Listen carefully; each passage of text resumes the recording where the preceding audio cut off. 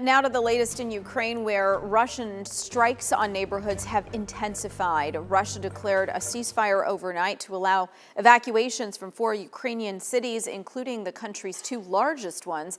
But Russia broke its last 2 ceasefires over the weekend. And before the break in fire, Russian troops had ramped up shelling in residential areas. The State Department confirmed credible reports that Russia is deliberately targeting civilians. And Ukraine's president is warning of a possible attack to destroy military-industrial facilities. Saying hundreds of thousands of people live and work there. This will be a premeditated murder.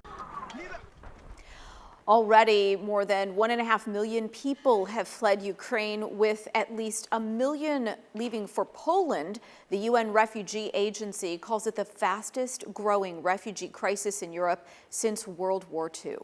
While the war presses on in Ukraine, there are growing concerns for some Americans in Russian custody. Chris Sadeghi is live with us today. So, Chris, we're following 2 Texas natives being held in Russia.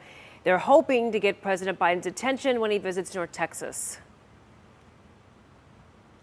Yes, Kara, much of the world turning their back on Russia, but there are still some Americans in that country that are wondering what this war means for them and really hoping that ultimately they can get some help and make it back home, that they're not left behind. One of them, the news broke over the weekend, a former Baylor Bears basketball player, current WNBA star Brittany Griner, detained at an airport near Moscow. The Russian Federal Customs Service says they found vape cartridges containing cannabis oil in a search of her luggage, a crime in Russia with a maximum 10-year sentence. Griner is one of many WNBA players who play in Russia over the winter. WNBA representatives say that the players made it out of Russia, all except Griner, and the league is working to bring her home. It's a nightmare the family of Trevor Reed has been living since 2019. The former Marine from Granbury was a presidential guard for the Obama administration. He was visiting his girlfriend when he was charged with assaulting a police officer and sentenced to 9 years in a Russian prison.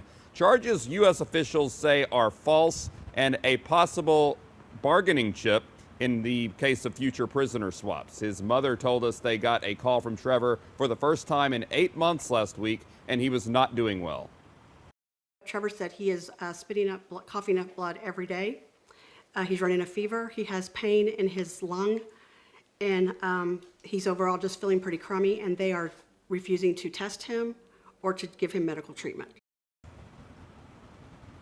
And President Biden will be in Fort Worth tomorrow to talk about veterans issues. The Reed family has requested a meeting with him. The U.S. Secretary of State over the weekend said that they're doing what they can, providing any possible assistance to try and get those Americans back home.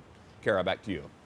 This week, the Dallas City Council will vote on a resolution condemning Russia's invasion and suspending the city's relationship with its Russian sister city, Saratov. It's about 760 miles from Kyiv. For context, that's about the distance from Dallas to El Paso.